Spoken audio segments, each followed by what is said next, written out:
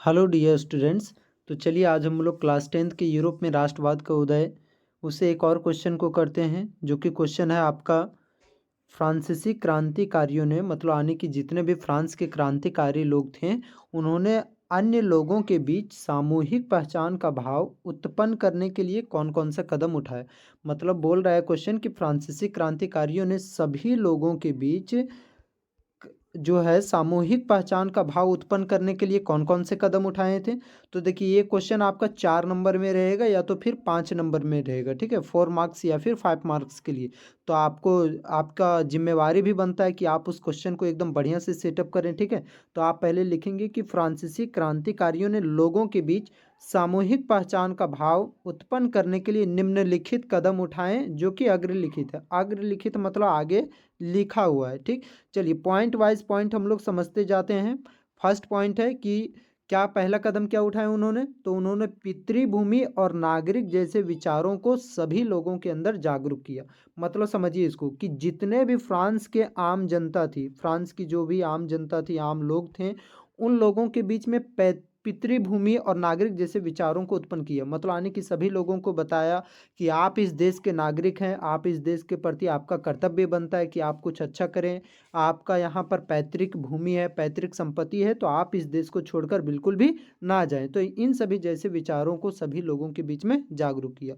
दूसरा, तो पहला पॉइंट समझ में आ गया। पहला पॉइंट क्या लिखेंगे कि पितृभूमि और नागरिक जैसे विचारों को लोगों के अंदर क्या किया, जागरूक किया, ठीक है। सेकेंड पॉइंट है कि शहीदों का गुणगान किया गया, ठीक है। जैसे कि अभी हम लोग इंडिया में क्या करते हैं, अभी हम लोग बोलते हैं कि भगत सिंह अमर रहे, महात्मा गांधी अमर रहे, सुभाष चंद्र बोस अमर रहे, चंद्रशेखर आजाद अमर रहे। ये क्यों बोला जाता है, ताकि सभी लोगों के अंदर जो है शहीदों के प्रति वो एक आस्था बनी रहे, ताकि लोगों को याद आते रहे कि ये सब जो लोग हैं वो हमारे देश के लिए कुछ कर गुजर गए, ठीक है। तो सभी लोगों के लिए जो है शहीदों का गुणगान कराया गया, ताकि सभी लोगों को अपने देश के प्रति बलिदान जो लोग दिए हैं उनका याद आती रहे, ठीक।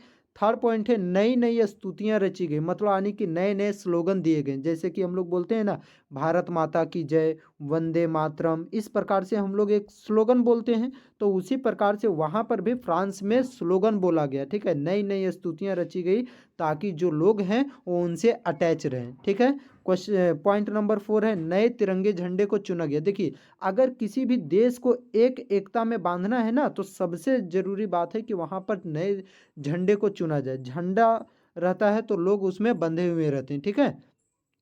लोगों को अपने देश के प्रति वो प्यार बना हुआ रहता है। तो क्या लिखेंगे चौथा पॉइंट में कि नए तिरंगे झंडे को चुना गया, ठीक। पॉइंट नंबर 4,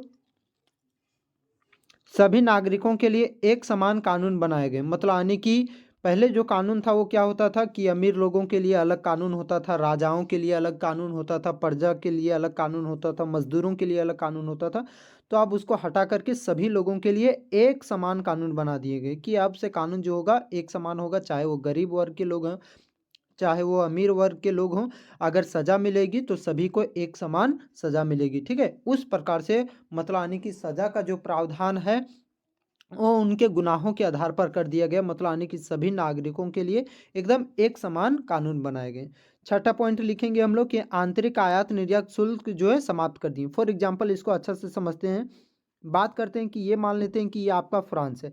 फ्रांस में जो है काफ़ी सारी टुकड़ियां हैं। तो क्या होता था कि इस यहाँ के जो लोग हैं इस पॉइंट से इस पॉइंट तक जाने के लिए तो बीच में यहाँ पर बॉर्डर पड़ता था, ठीक है।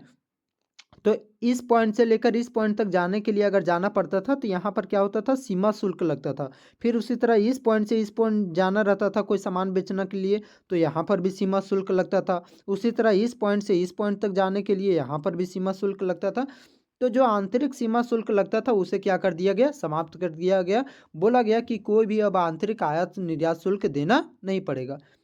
सातवां पॉइंट, नाप तौल की एक प्रणाली लागू की गई। मतलब नाप तौल का जो होता है प्रणाली वो एक समान लागू किया गया। जैसे कि मान लेते हैं कई कई राज्यों में, क्योंकि फ्रांस बहुत छोटे बड़े राज्यों में बटा हुआ था, तो कहीं पर 1 मीटर जो कपड़ा है तो 100 सेंटीमीटर तक मिलता था, तो कहीं पर 1 मीटर जो कपड़ा है वो मिल जाता था 103 सेंटीमीटर, तो कहीं पर 1 मीटर जो कपड़ा है वो मिलता था 99 सेंटीमीटर। तो अलग अलग प्रणाली था, ठीक है।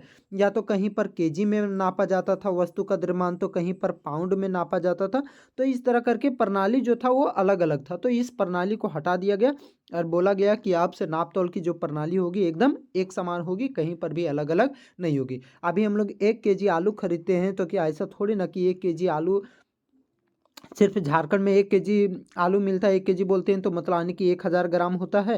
और हम लोग बिहार में चले जाएंगे तो 1 केजी आलू जो है सो 990 ग्राम ही मिलेगा। ऐसा तो नहीं है, पूरा भारत में ही एक समान है, यहाँ तक कि पूरा दुनिया में ही एक समान है कि 1 केजी में कितने ग्राम होते हैं, तो 1000 ग्राम होते हैं। तो उसी प्रकार से वहाँ पर कर दिया गया फ्रांस में कि नाप तोल की जो प्रणाली थी एक समान कर दिया गया।